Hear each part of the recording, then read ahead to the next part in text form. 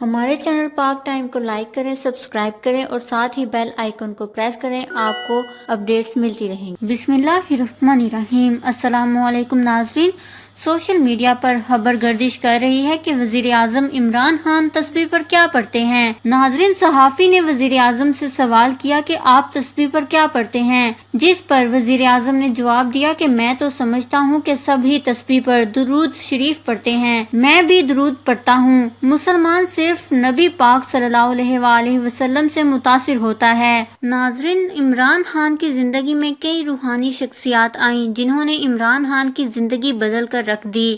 عمران خان جب 14 برس کے تھے تو ان کی والدہ انہیں ایک روحانی خاتون کے پاس لے گئیں۔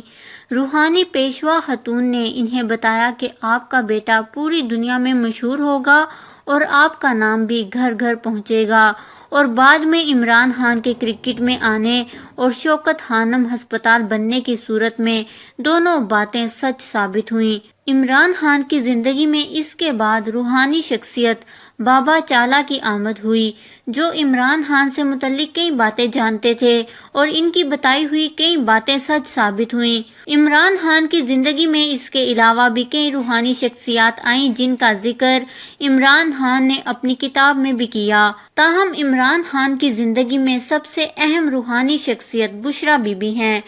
حبیب اکرم کا کہنا ہے کہ 2013 کے انتخابات کے بعد پاک پتن کے خاندان کی بشریٰ بی بی سے عمران خان کی عیادت شروع ہوئی۔ ان کی کہی ہوئی اکثر باتیں اتنی سچ ثابت ہوئیں کہ عمران خان خود بھی حیران زدہ ہو گئے۔ پاک پتن سے ہی انہیں پہلی بار یہ خوشخبری ملی کہ وہ اس ملک کے وزیر اعظم بن جائیں گے۔ ایک ہاتھ کی محسوس انگلی میں چھوٹے ہاتھ کے نگینے کی انگوٹھی اور دوسرے ہاتھوں میں تسبیح بھی انہی ملاقاتوں کی دین ہے۔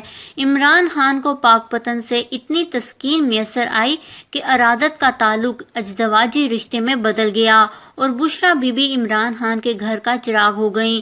اس کے بعد عمران خان کے دن پھرنے لگے اور وہ پاکستان کے وزیر اعظم بن گئے۔ وزیر اعظم بننے کے بعد بھی عمران خان نے اپنی کامیابیوں کو بشریٰ بی بی کی دعاؤں کا نتیجہ قرار دے دیا۔ وزیر اعظم بننے کے بعد ہر موقع پر عمران خان کے ہاتھ میں تسبیح نظر آئی۔ گزشتہ روز صحافی ندیم ملک نے وزیر اعظم سے سوال کیا کہ آپ تسبیح پر کیا پڑھتے ہیں، تو وزیر اعظم نے جواب دیا کہ میں تو یہی سمجھتا ہوں کہ تسبیح پر درود شریف پڑھتے ہیں۔ صحافی نے سوال کیا کہ آپ نے کیسے متاثر ہو کر تسبیح پڑھنا شروع کی، جس کا جواب دیتے ہوئے عمران خان نے کہا کہ مسلمان صرف نبی پاک صلی اللہ علیہ وآلہ وسلم سے متاثر ہوتا ہے، خاص طور پر جب آپ صوفی ازم سے اسلام کی طرف آتے ہیں تو ایسا ہوتا ہے۔ خیال رہے کہ بھارت نے وزیر اعظم کی ایک تسبیح پر پورا پیکج بنا ڈالا تھا۔